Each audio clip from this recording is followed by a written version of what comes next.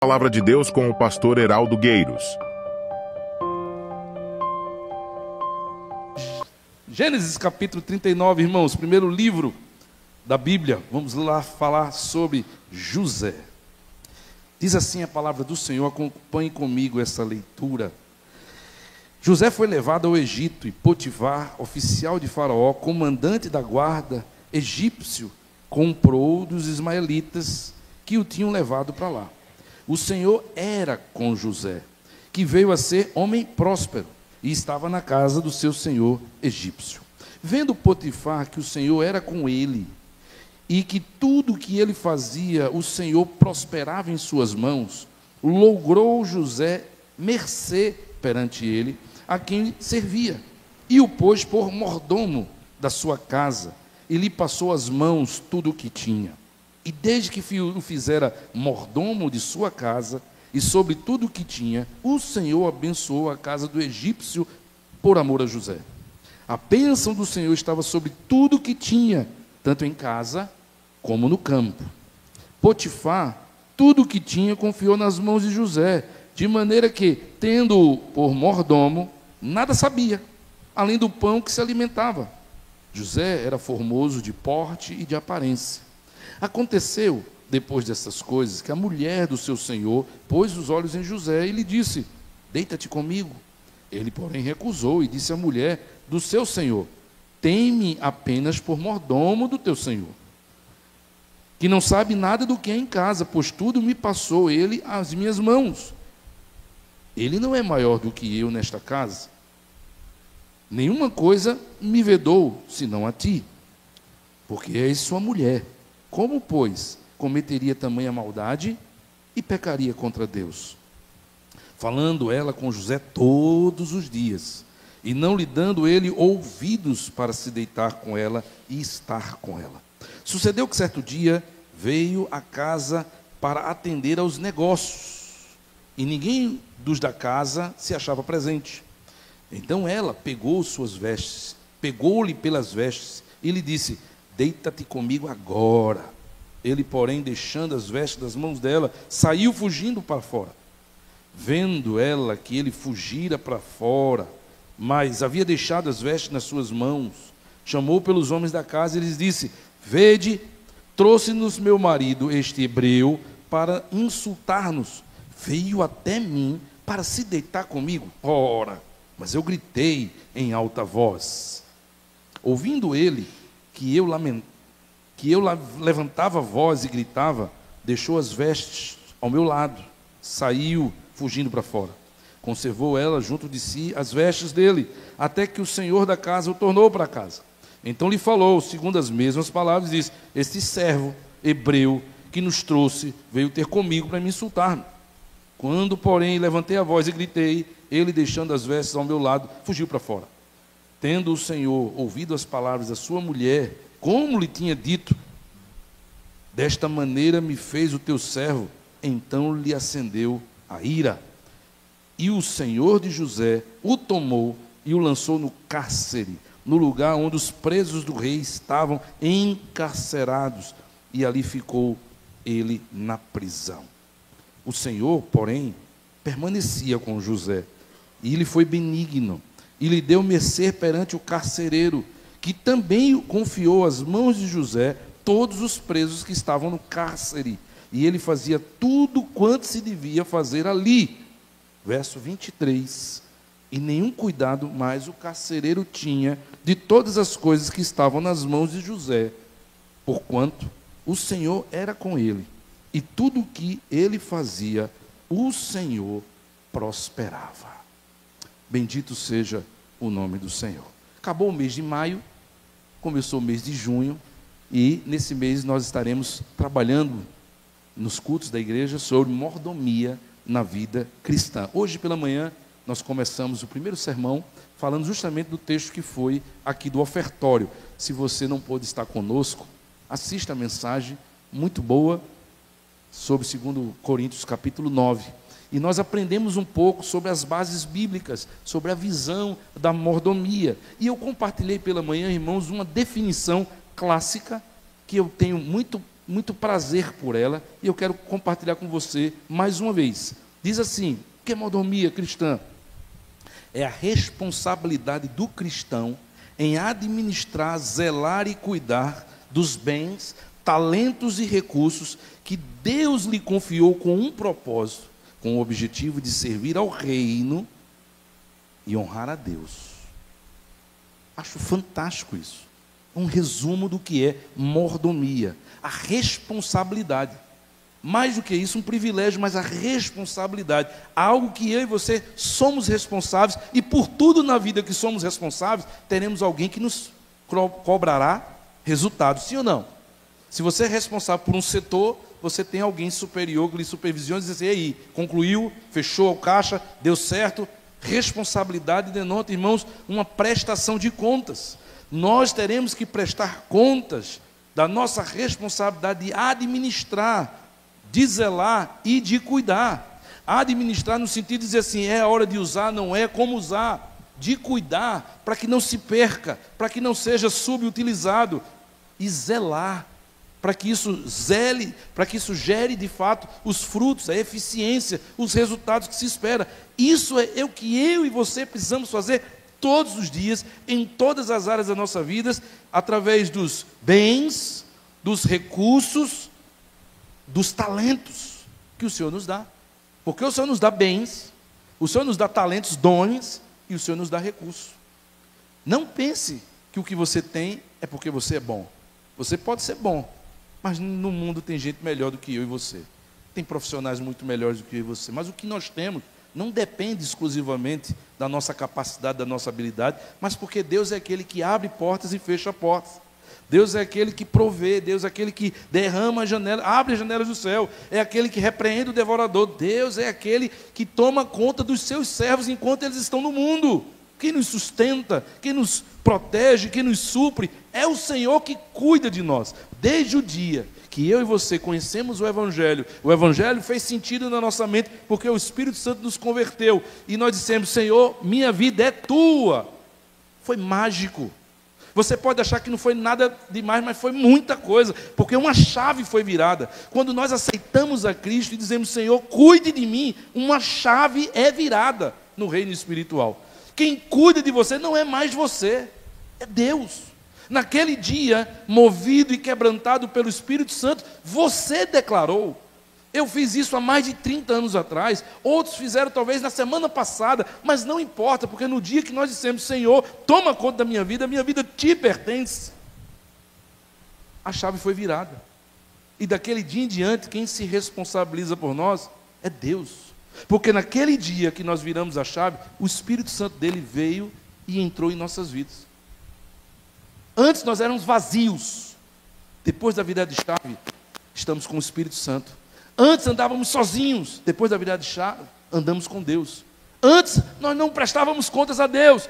Depois da virada de chave, passamos a ter responsabilidades diante de Deus. Ele cuida de nós, mas Ele também nos dá os seus mandamentos. Ele nos confiou recursos, bens, talentos, para que a gente, com um propósito, porque isso é o que diz a definição, tem um propósito, não foi para meramente, exclusivamente, eu e você enriquecermos. E aqui abre-se um parênteses, não que você não possa usar o dom e o talento que Deus lhe deu para a sua vida profissional, para a sua vida secular, no mundo que você vive. É lógico que Deus deu a uns uma comunicação extraordinária, e o cara termina se tornando um grande palestrante, um grande instrutor, um grande professor, um grande vendedor. Ele usa o talento que Deus lhe deu também na sua vida profissional. Deus lhe deu, você nasceu com isso foi desenvolvendo, e você hoje é mantido e sustentado a sua casa, graças a esse talento, essa inteligência, essa capacidade, essa habilidade que Deus deu. Amém? Não tem nada de errado nisso, mas é muito pobre, é muito mesquinho, é muito pequeno você imaginar que é só para isso. Foi só para isso, para você se dar de bem. Porque quando você morrer, acabou.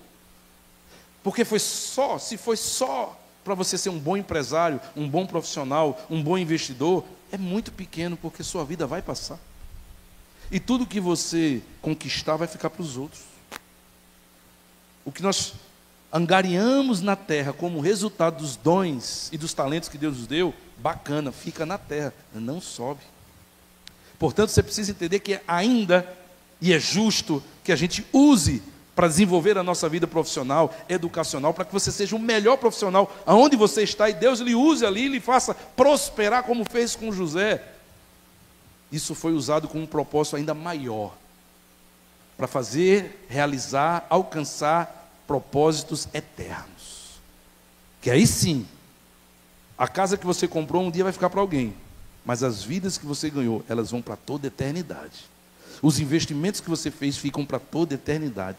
O que você fez, a forma como você foi usado, como Deus trabalhou na sua vida para o reino dele, isto é eterno.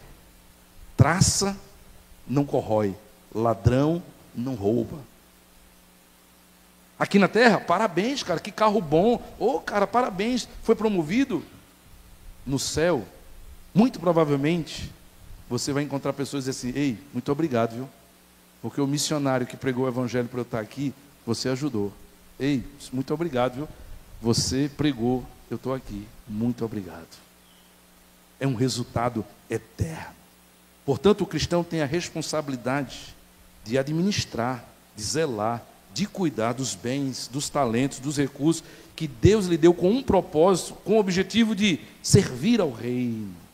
É ao reino. É as pessoas que precisam, é as pessoas que estão lá fora, é a igreja que você faz ao reino, com o objetivo de honrar a Deus. Nós honramos a Deus cantando, honramos. Nós honramos a Deus fazendo coisas, honramos. Mas a forma mais difícil, pode ter certeza, mexeu no bolso, o negócio fica difícil.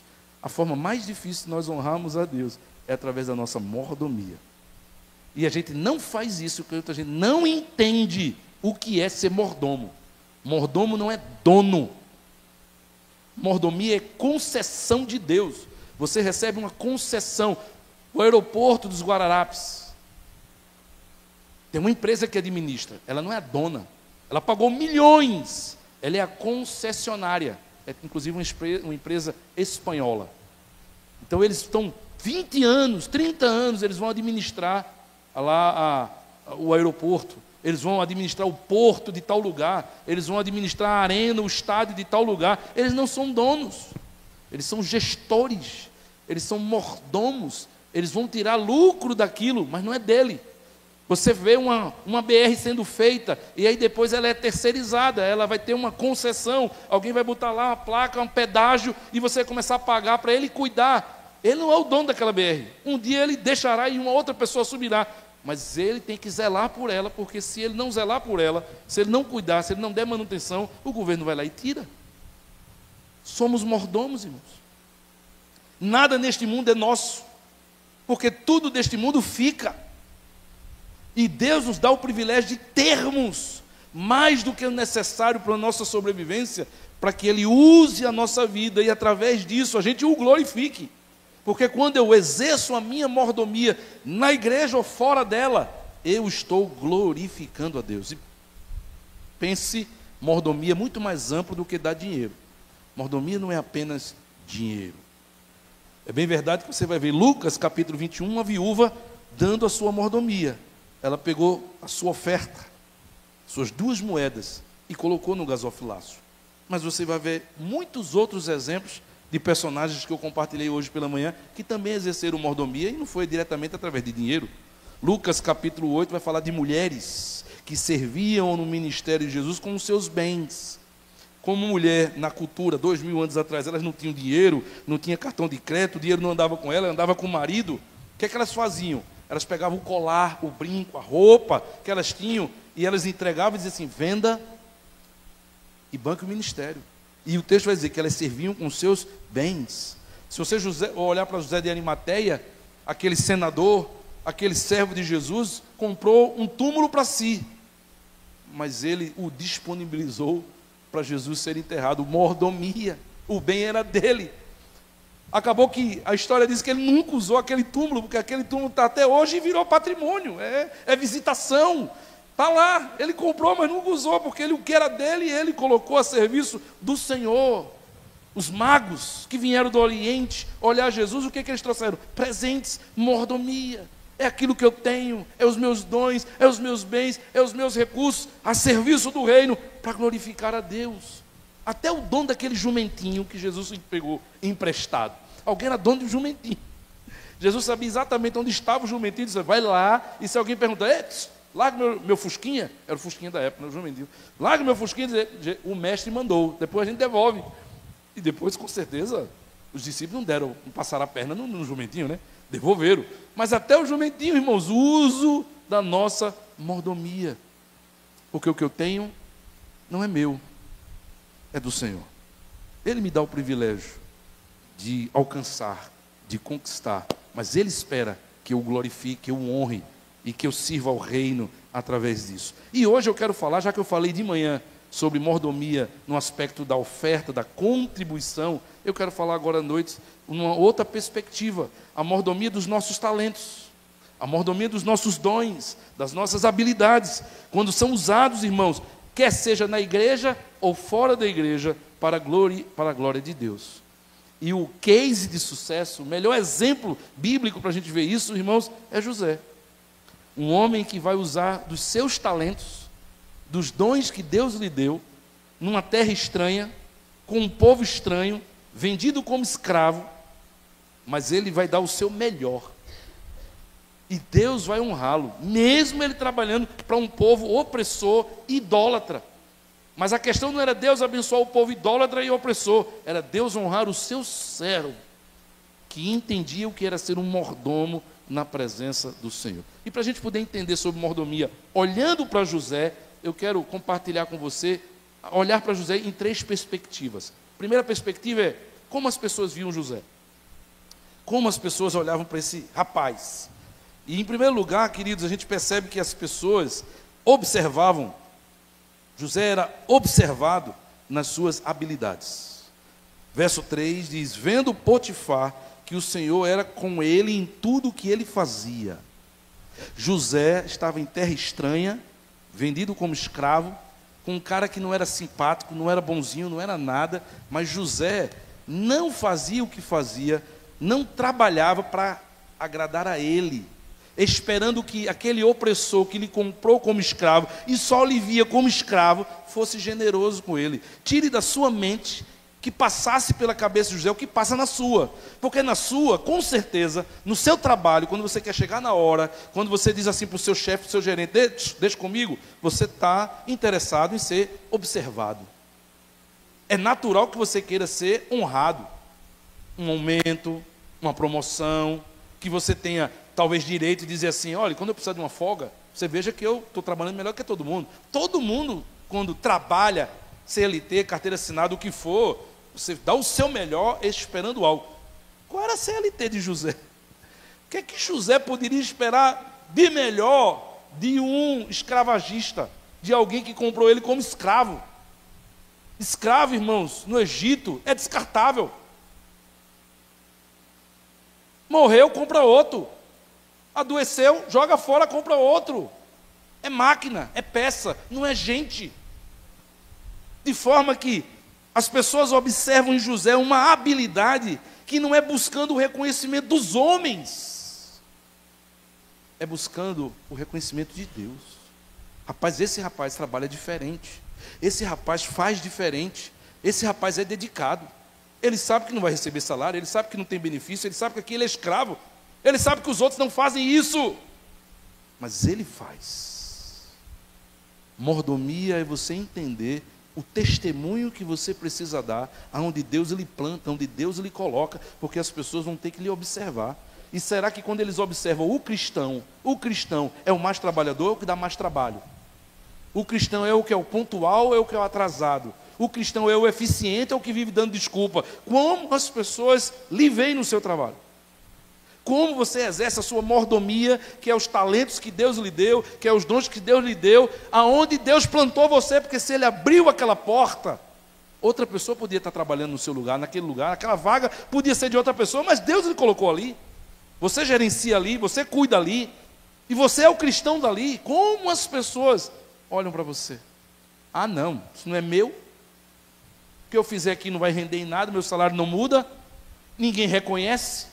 Eu nunca vou ter meu quadro, meu nome ali na placa do quadro da empresa, funcionário do mês, não vai dar em nada, eu vou ser besta. José não pensava assim. As pessoas olhavam para José e diziam assim: esse rapaz é diferente em tudo que ele faz. Como as pessoas olhavam para José, irmãos? Ele era reconhecido por sua integridade. Verso 4 dirá: logrou José mercê, confiança, credibilidade. Potifar chegou ao ponto de dizer assim: rapaz, vem cá. Esses anos todinhos que você está aqui, que foram anos que se levaram, vou dar uma chance para você. Tudo que tem nessa casa está nas suas mãos. Na casa e no campo, porque a Bíblia diz que ele cuidava da casa e do campo, de todos os investimentos. O texto dirá que ele, Potifar, não sabia mais.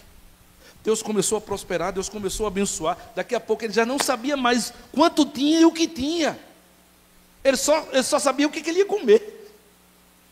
Tamanha credibilidade, reconhecimento da integridade de José. José poderia ter passado a perna nesse homem. José poderia ter feito um caixa 2. José poderia ter tido privilégios que ninguém ia saber. Porque a planilha era dele. O Excel estava na mão dele. Excel também já está ultrapassado, né, Iveson? É porque eu estou atualizado também, eu estou desatualizado. Mas estava lá na mão dele. Só ele tinha senha. Credibilidade, integridade. A integridade, irmãos, não é uma opção na vida do cristão. O mordomo é chamado para ser íntegro aonde ele está. Se não é meu, não é meu. Se eu não tenho direito, eu não tenho direito. Se a regra é essa, é para todos. E eu sou o primeiro a ter que cumprir a regra. Quando as pessoas do seu ambiente de trabalho, de escola, onde você está, veem a sua conduta, eles enxergam mordomia, integridade em tudo que você faz, ao ponto das pessoas confiarem, não para que você um dia tire proveito disso, mas porque é obrigado que as pessoas olhem para você e digam: ali é um crente. Incrível como a gente não consegue ter mais hoje, vendo com frequência as pessoas dizem assim: rapaz, pode vender fiado ali, pode resolver. Ali é crente, ali é um caba honesto, ali é decente. A gente não vê mais isso. A gente não vê mais a nossa fé nos distinguindo. Pelo contrário, não duvido do que eu vou lhe dizer. Tem gente que não gosta de contratar crente. E não é antipatia pela religião. É experiências negativas que ele já teve. São experiências negativas que ele já teve. De gente que já não gosta mais de fazer negócio com gente que se diz cristão. Gosto muito daquela chamada, daquela entrada do vídeo do The Chosen. The Chosen tem uma quando vai começando aquela musiquinha e os filmes, mostra aquele peixinho, um bocado de peixinho nadando numa direção, e um peixinho contra. Aí daqui a pouco é 2 peixinhos contra. Daqui a pouco é 3 peixinhos contra. Mas vai continuar sendo 20 peixinhos indo para lá e 3, 4 contra. E eu acho que eles foram muito assertivos, muito eficazes, sensíveis em descrever naquele videozinho, naquela chamada de início do filme, qual é o papel do cristão. Nós nunca seremos maioria, mas nós precisamos ser a diferença. Nós precisamos ser o sal. Pegue um prato de comida e veja todos os temperos que você tem naquele prato de comida. O sal talvez seja o ingrediente menor. Ele vai estar presente no arroz, no feijão e tal, mas muito menor. Se você separar tudinho, o arroz, o feijão e tal, o sal, que foi usado para todo aquele prato. Mas o sabor que você tem depende do sal. Sem aquele pouquinho de sal, a comida fica sem graça. Ela pode ser bonita, mas sem graça. Ontem minha filha compartilhava que ela foi pegar uma garrafa de café e disse: tem açúcar? Aí quando ela pegou, aí não tinha açúcar. O café parece cheiroso, cheiro de café, cor de café, quentinho, gostoso, sem açúcar. Tomou meio... Perdeu aquela graça, né? Açúcar, líquido, copo inteiro de líquido, pó. açúcar. Mas faz uma diferença incrível. É a diferença que eu e você precisamos fazer. O cristão, irmãos, precisa ser observado por sua integridade. Como é que eles olhavam para José? Preciso correr por causa da hora. Ele era admirado pela sua religiosidade. Verso 6 diz: Potifar, tudo o que tinha confiou nas mãos de José, de maneira que, tendo por mordomo, de nada sabia, além do pão que se alimentava, José era formoso, e a aparência aqui já entra para a parte do verso 7. Potifar confiou tudo. Esse homem é de Deus. Olha o que um egípcio, ímpio, idólatra, que nada conhece acerca de Deus, olha para José e diz assim: esse menino é diferente. Deus é com ele. Esse Deus que ele prega aí é com ele. Esse negócio é sério.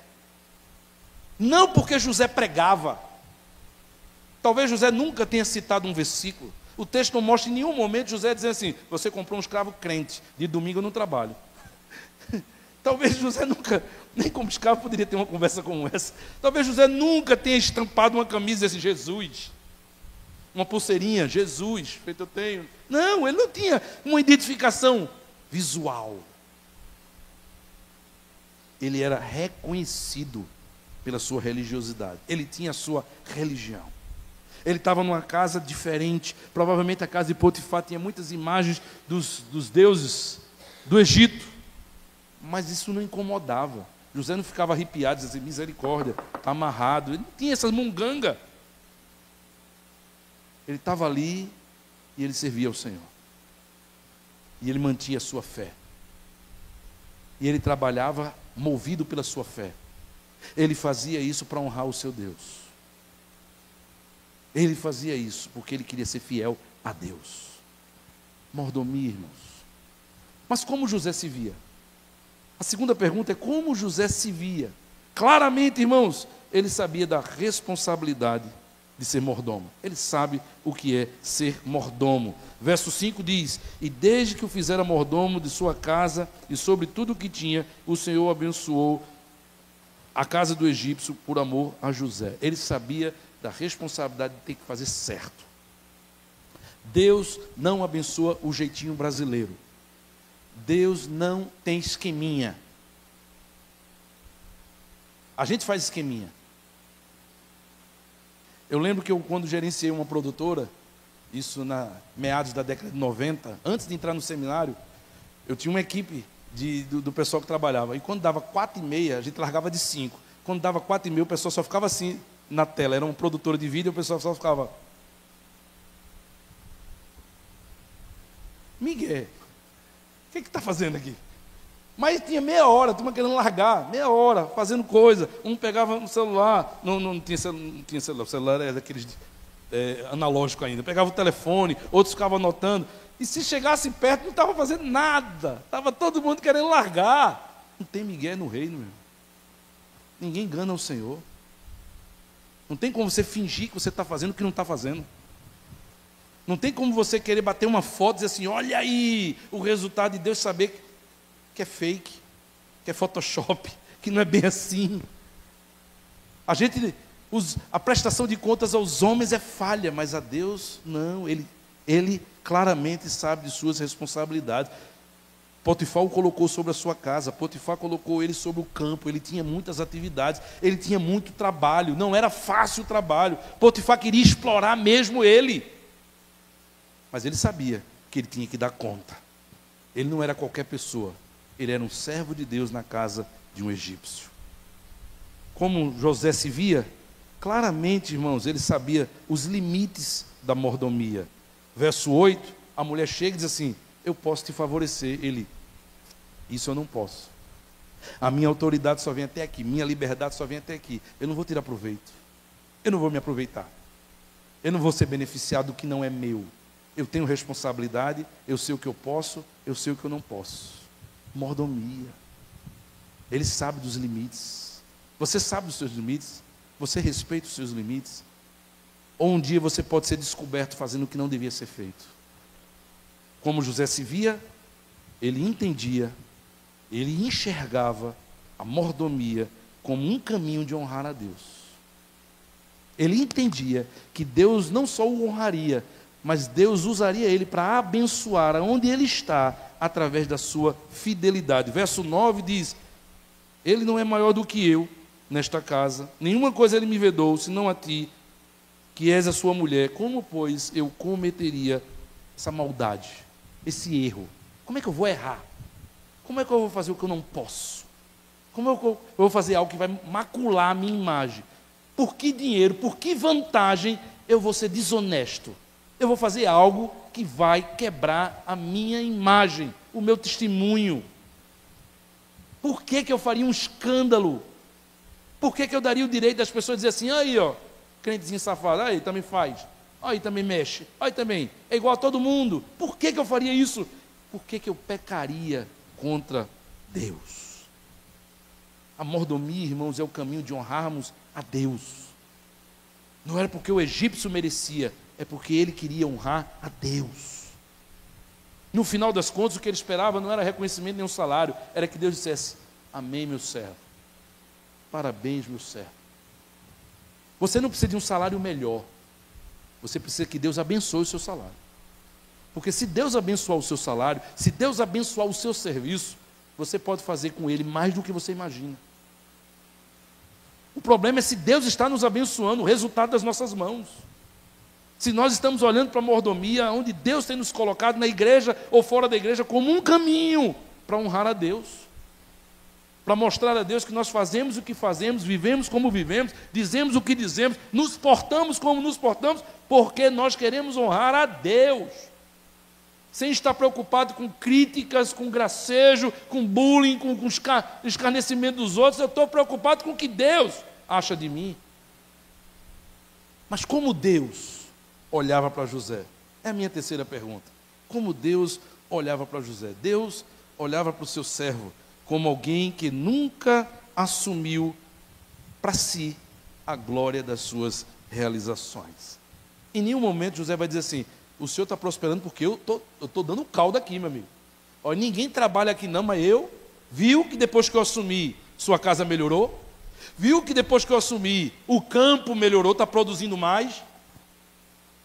Não é isso que José faz. Verso 9 ele vai dizer assim, verso 8 ele diz: ele, porém, recusou e disse à mulher: tenho por mordomo, eu sou o administrador. Não tem nada nessa casa que ele saiba, ele confiou tudo nas minhas mãos. Mas eu estou fazendo isso para Deus. Eu não posso pecar contra o meu Deus. Verso 9, eu não posso pecar contra o meu Deus. Deus é capaz de usar a minha vida e a sua vida para mudar procedimentos, estruturas. Deus é capaz de dar-nos ideias que ninguém teve. Deus é capaz de fazer a gente resolver problemas numa empresa, numa situação que nenhum outro profissional resolveu. Deus pode nos honrar de uma forma que você nem imagina. A criatividade de Deus, a sabedoria de Deus, e fazer a gente ter uma percepção, um olhar, uma ideia que ninguém teve. Mas a gente poder dizer assim: foi Deus. Que conversa é essa? Olha, no mundo que a gente vive, você deixar de ter a glória para si. Não, eu pesquisei, eu estudei. Não, eu sou especialista, eu sou formado na área. Eu estou fazendo isso. Ninguém conseguiu fazer. Você fez, parabéns. Deus. Deus me usou para fazer isso. A glória é de Deus. Eu tenho para mim, irmãos, é a minha convicção pessoal, de que pessoas que não assumem para si a glória das suas realizações, são pessoas que têm canal aberto para receber sabedoria e discernimento de Deus, porque Deus sabe que ali não se corrompe. Tem pessoas simples fazendo coisas tremendas, que pessoas experientes, especialistas, formadas, doutoras, não conseguem fazer. Não é a idade, não é a formação, é a fidelidade a Deus. Deus honra. Às vezes pessoas de uma função menor, que são colocadas para resolver problemas que os seus chefes não conseguem resolver. Sabe quem faz isso? É Deus.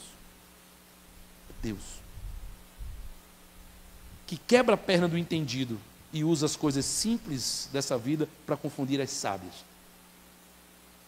De alguém que tinha a função e a obrigação de fazer, o chefe da equipe que não reconhece ninguém, um dia tem que chegar e dizer: valeu aí, irmão, salvou todo mundo aí.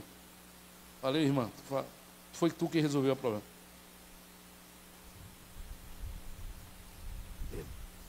Como Deus via José? Certamente como alguém que nunca se desviou da sua fidelidade, apesar das dificuldades. Pense na dificuldade. José chega, verso 1, como escravo.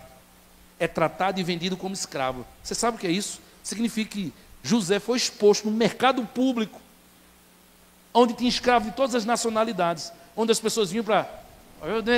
Você já deve ter visto algum filme de escravidão.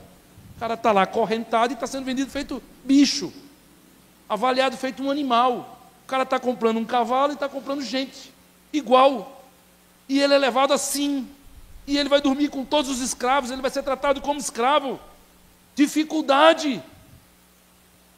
Mas não quebrou sua fidelidade. A mulher vem, tenta ele, tenta fazer com que ele se desvie da sua integridade, para favorecê-lo, para lhe dar benefícios. Ele sabe que se recusar, pode pagar um preço, vai pagar o preço, decide pagar o preço, perde tudo aquilo que aparentemente havia conquistado com seu esforço, vai ser preso injustamente. Continua fiel, porque lá na prisão Deus vai honrá-lo mais uma vez. Ele é colocado como mordomo de novo, e Deus faz prosperar lá no cárcere, e diz que o gerente lá do cárcere não sabia de mais de nada, porque tudo estava na mão dele, porque Deus o abençoava, independente das dificuldades, independente das perseguições, independente das incompreensões, independente da falta de reconhecimento, independente da concorrência, independente de qualquer coisa. Você manter a sua fidelidade a Deus, continuar sendo o mordomo onde Deus lhe coloca. Porque se você só vai se dedicar quando você for reconhecido, só se você for parabenizado, só se você receber alguma coisa em troca, só se o ambiente for favorável, a empresa pode estar fechando, o cara pode ser um grosso, um estúpido, o cara pode... Não importa a circunstância ou a adversidade.